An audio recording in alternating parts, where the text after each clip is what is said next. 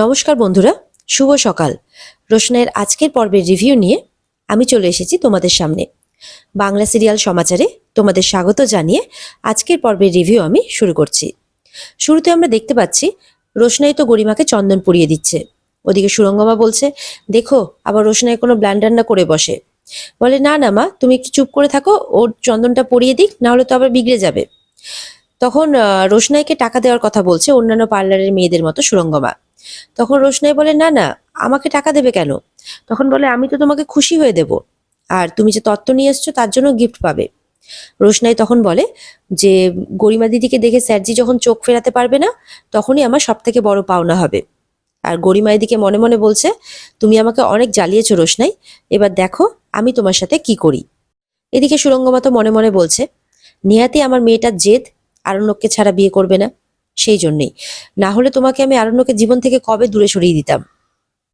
তোমার মা আমার সাথে কম্পিটিশন করতে এসেছিলেন, তোমার মার জীবন আমি একদম দুর্মুষ করে ফেলেছিলাম। তুমি এখন আমার মেয়ের সাথে কম্পিটিশন করতে এসছো, তোমার জীবনটাকে আমি একদম দুর্বিষহ করে তুলবো। কারণ সুরঙ্গমা মুখার্জি আর সুরঙ্গমা মুখার্জির মেয়ের সাথে কারোরই কোনোদিনও তুলনা বা কম্পিটিশন হতে পারে না। আমি তোমাকে সবসময় চোখে চোখে রেখেছি। কে জানে, তুমি উপরে দেখাচ্ছ কিন্তু ভেতর ভেতর না জানি কত জ্বলছো। আর এই জ্বলন থেকে যদি আমার মেয়ের কোনো ক্ষতি করে দাও, সেজন্য তোমার পেছনে লোকও লাগানো আছে। আমিও সবসময় চোখে চোখে রেখেছি, যাতে তুমি কোনো ক্ষতি না করতে পারো। এরকমটাই ভাবছে আর কি সুরঙ্গমা মনে মনে।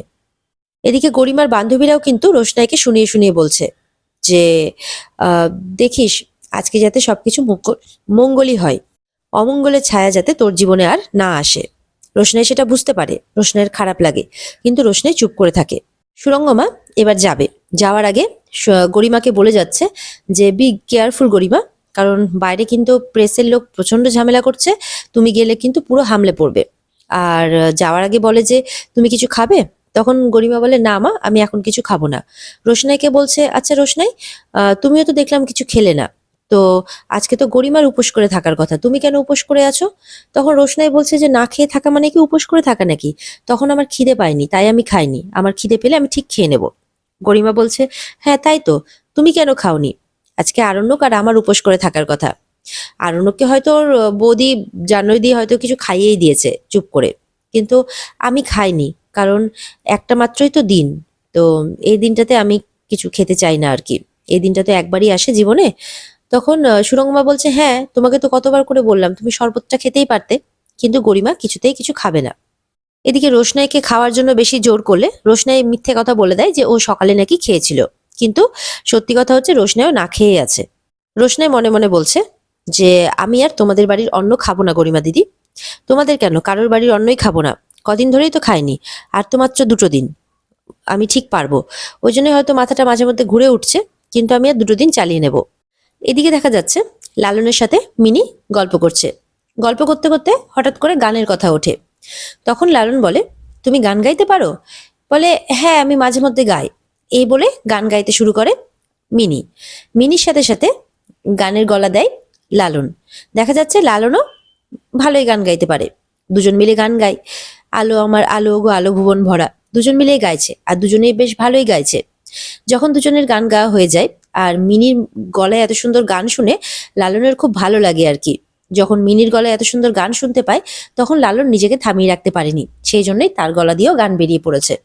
এবার যখন গান গাওয়া শেষ হয়ে যায়, লালন মিনিকে বলছে, তুমি নাকি বলছিলে তোমার নাকি কোনো গুণই নেই, তুমি তো ভালোই গান গাইতে পারো। তখন মিনি বলে, ওই আমার যখন মন চায় আমি তখন গান গাই আর কি। তারপর মিনি বলছে, তুমিও তো খুব সুন্দর গান করো দেখছি। লালন বলছে, হ্যাঁ আসলে একটা কাজে তো আর চলবে না, এই কাজে আর কতই বা টাকা পয়সা পায়, তাই মাঝে মধ্যে এদিক ওদিক ফাংশন টাংশন করি আর কি, ওই যতটুকু রোজগার হয়। বলে, কি তুমি ফাংশনে গান গাও? বলে, হ্যাঁ ওই এপাড়া ওপাড়া থেকে গানের জন্য ডাকে আর কি, তখন যাই গান গাই। এই সমস্ত কথাবার্তা হতে হতে সেখানে আসে মিনির মা। এসে বলে, কি ব্যাপার মিনি, তোমার কি খিদে টিদে কোনো কিছু পাই না নাকি, তুমি কি খাবে না?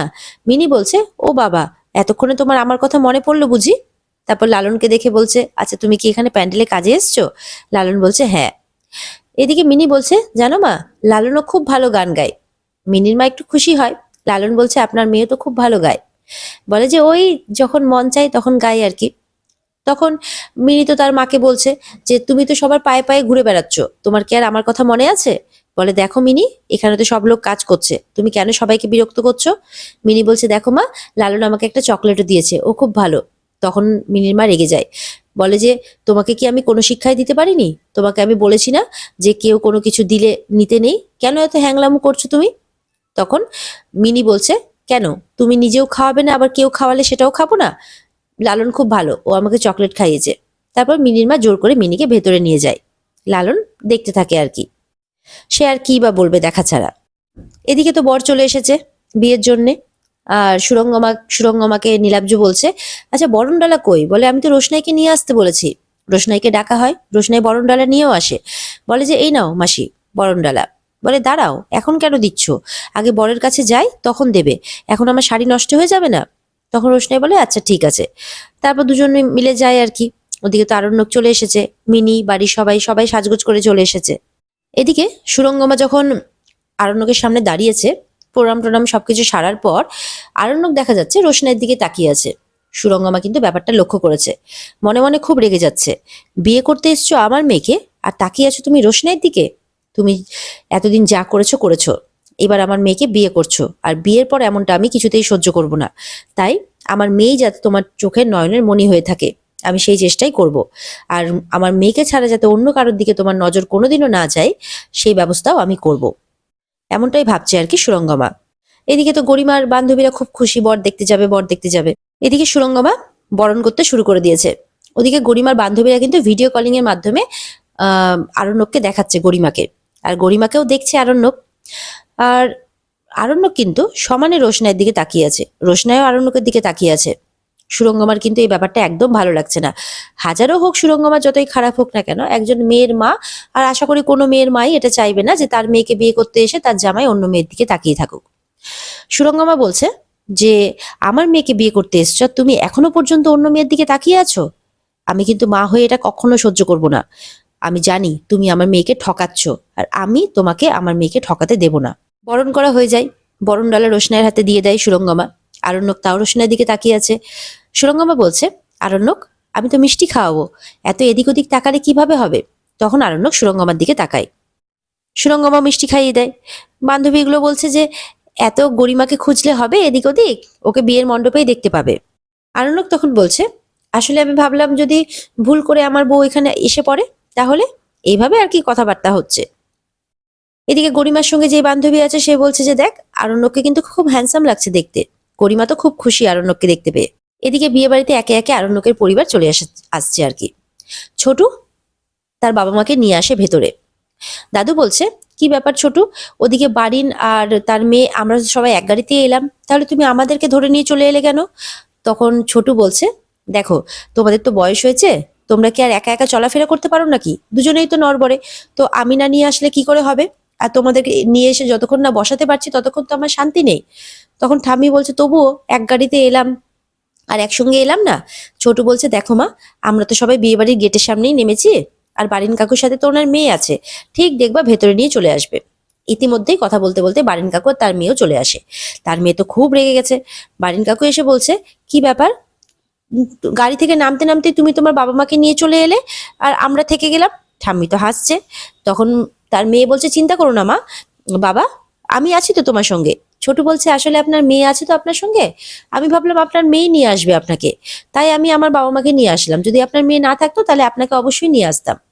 তখন তার মেয়ে বলছে মাধবী যে আমি আছি তো বাবা, সারা জীবন আমি তোমার হাত ধরে থাকবো, কারোর প্রয়োজন নেই। তো তুমি চিন্তা করছো কেন এত, আমি তো নিয়ে আসলাম তোমাকে। মানে ছোট আর মাধবীলতা দুজনেই দুজনকে সহ্য করতে পারছে না, দুজনেই দুজনের থেকে মুখ ঘুরিয়ে আছে। এদিকে বড় মা মাধবীকে ডেকে নিয়ে বলছে আচ্ছা মাধবী, তুমি এরকম রাগ করে আছো কেন? দাঁড়াও, তোমার আর ছোটুর চার হাত আমি এক করেই ছাড়বো। মাধবীলতা বলছে ওরকম স্বপ্ন দেখো না বড় বৌদি, যেটা হওয়ার নয়। বলে কেন হওয়ার নয়? আমার দেওরটা খুব ভালো ছেলে, একদম হীরের টুকরো ছেলে। ওদিকে ছোটও কিন্তু মাধবীকে দেখে মুখ বেঁকাচ্ছে। মাধবী বলছে শোনো, উনি তোমার কাছে হীরের টুকরো হতেই পারেন, আমার কাছে কাচের টুকরো। যতবারই মাধবী ছোটুর দিকে তাকাচ্ছে ততবারই ছোট মুখ ভেঁচকে দিচ্ছে। আর মাধবীলতা আরো রেগে যাচ্ছে। এদিকে মিনি রোশনের সাথে কথা বলছে, সেই লালন ছেলেটার কথা বারবার করে বলছে। জানিস, আজকে যে ছেলেটার কথা তোকে বলছিলাম ওর নাম লালন, ও আমাকে চকলেট দিয়েছে। আসলে তোরা তো আমাকে ছেড়ে চলে গেছিলি, আমি খুব কাঁদছিলাম, তখন ও আমাকে চকলেট দিয়েছে। খুব ভালো ছেলে জানিস। রোশনাই বলছে তোমাকে না কতবার সবাই বারণ করেছে, বাইরের কেউ কিছু দিলে তুমি খাবে না। বলে ও বাইরের নাকি, আমি তোকে চিনি। রোশনি বলছে ও তুমি ওকে আগে দেখেছো? বলে না না, আজকেই দেখেছি। আর ও আমাকে আবারও বলেছে চকলেট দেবে। তখন রোশনাই বলছে আচ্ছা ঠিক আছে, এখন এসব কথা থাক, তুমি বিয়ে দেখবে তো? বলে হ্যাঁ, আমি বিয়ে দেখতে এসেছি, আর বিয়ে দেখবো না? মিনি বলছে বারবার করে রোশনাইকে, তুই কিন্তু বিয়ের সময় আমার মানে বিয়ে দেখার সময় আমার সাথেই থাকবি, অন্য কোথাও যাবি না। আর হয়ে গেলে কিন্তু আমাদের বাড়িতেই যাবি, কুটুম বাড়িতে বেশি থাকা ভালো নয়। এদিকে তো সুরঙ্গমা খুব ডাকছে রোশনাইকে। মিনি রেগে যায়, বলে একদম খাটিয়ে খাটিয়ে মেরেই ফেলবে মেয়েটাকে। আর এখানেই আজকের পর্ব শেষ হয়ে যায়। তো বন্ধুরা, এই ছিল আজকের পর্বের রিভিউ। যদি তোমাদের ভালো লেগে থাকে তাহলে অবশ্যই পর্বকে লাইক, কমেন্ট আর চ্যানেলকে কিন্তু অবশ্যই তোমরা সাবস্ক্রাইব করতে ভুলবে না।